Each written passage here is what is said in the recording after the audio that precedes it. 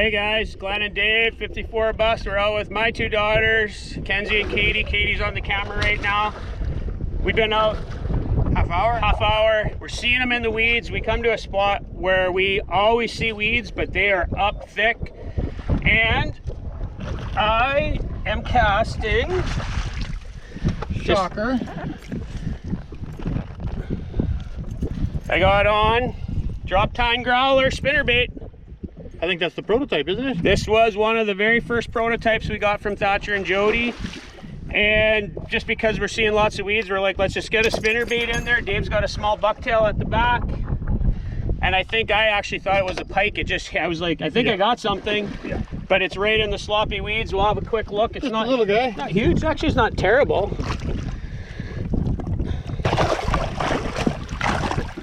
He's a little agitated. These weeds are up good. Okay, back up, kid. I'll have a little blue at this guy. Again, he's not huge, but... Oh, yeah. Oh, he's got a little bit of net damage. He's got scratches on the front of him. He's got a few little marks. Easy, little fella. Okay. Okay, so that's the start of our day. We're going to hit the beach for a bit with the girls, and then we're going to be back out a little later. Bye-bye. Nope, he doesn't want to be held, that guy. Nope. Okay, we'll be right back. Hey guys, welcome back to another 54-second breakdown. This one breaks down really easy, but it's a spot that we see a lot of people fish different than us and probably not as efficiently as we do. But one of the reasons is because we know it so well. And it's a common neck down area, and you're coming from about a 12-foot deep basin going into a back bay that's about 8 feet deep. And a lot of people drive over top of this saddle here, which is anywhere from 4 to 6 feet, depending on the height of water on any given year. There's little bits of pencil weeds and some grass around the edges. There's actually some timber off of this side that looks like natural spots that would hold fish.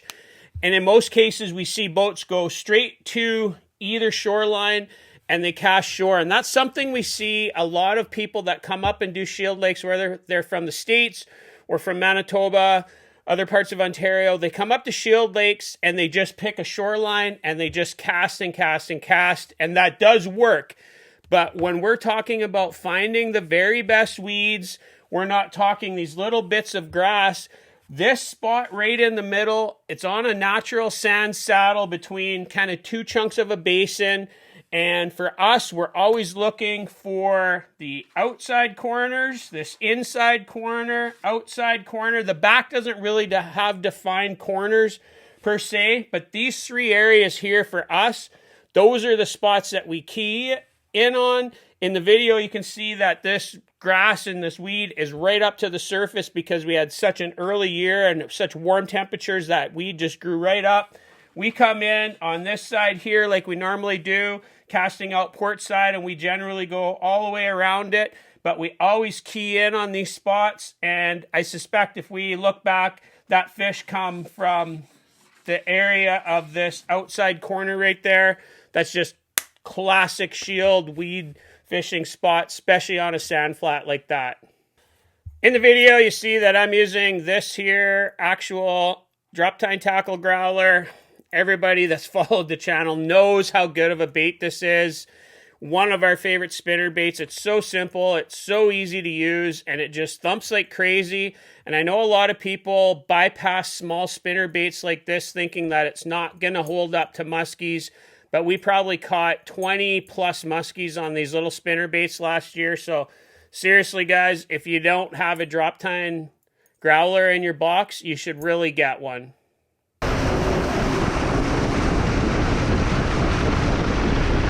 I'm going to touch on this next fish that you're going to see here in a second. This is real classic sand beach type of stuff you're going to see up on shield lakes. It's an area we fish quite a bit. And it's another one that we're always looking for the best weeds within an area. And again, we're looking for these corners. These are all key spots, outside edges. And it's not that fish won't hold across the whole thing, because they will. Actually, on this one, there's a few spots where we actually have lanes kind of between some of the weeds, just the way the weeds grow. So you get a path that you can actually cast down in between a lot of these weeds. And for us, we're always trying to keep the boat at least a full casting distance away from these weeds. Sometimes you creep in a little bit, which isn't ideal, but the whole point is to try and hit, you know, these key areas here. And the fish that you guys are going to see, we're working our way down. My daughter's casting at the front, so because she's casting, we're actually in a little bit tighter. So we actually cut this edge off right here, and we're casting in. And I'm going to say that I suspect that that fish that I catch comes from one of these lanes inside the weeds. And again, it's just trying to hit passageways between the weeds or hitting those key corners. And this fish comes on a Dadson spinnerbait. This isn't it. The one that was in the video, it actually got destroyed on me. Kind of my own fault, but this is the blade and I kind of rebuilt it. But the key part of that is that Johnny's spinnerbait is compact, very similar to a growler, fairly heavy, got quite a bit of weight in it. It casts a mile, and with the number 8 fluted, it has a lot of thump to it. And in the video, it's actually a slightly brighter color. You guys will see that right away. But that's what we like to do around the weeds, and spinner baits are just the ideal bait for casting into weed patches like this. Dad, is this beach where we put our boat in? Nope. Close though. There's one late. Oh, he took a spin. Yeah, still here. Decenter one, look like.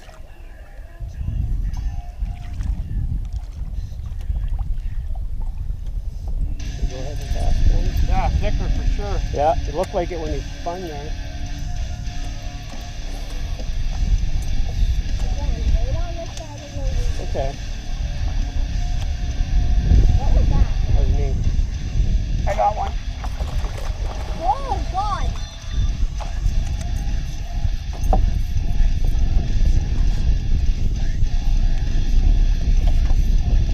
Okay.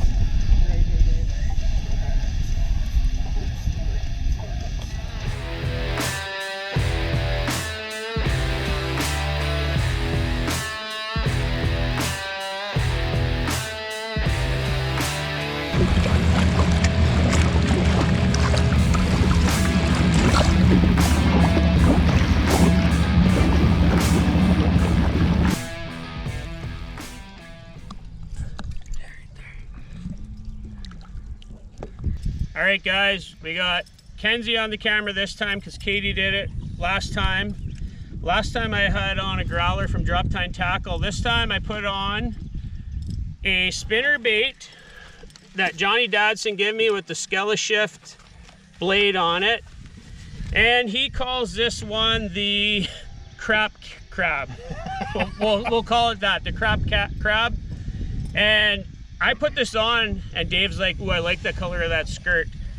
And we do, we like that silvery skirt, Yeah, eh, Dave? Yeah, it's nice, especially right now. Yeah, and Dave just had one follow right up on him. He's got a growler on, so I put this on, and Nice little tiger. is, Not that long, but it's thick.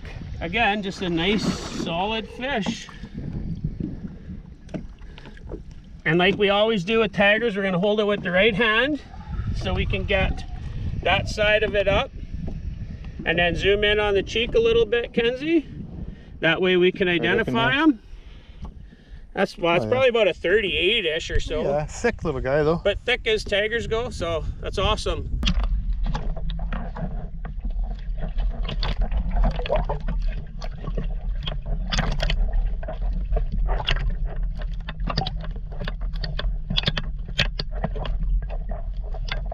A little bit stubby in the snow, Jay.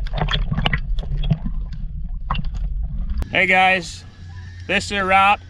We're not gonna stay right till dark tonight because we got stuff to do, but we got 2 today. We seen that's quite a few. A lot when there was moon underfoot. Yep.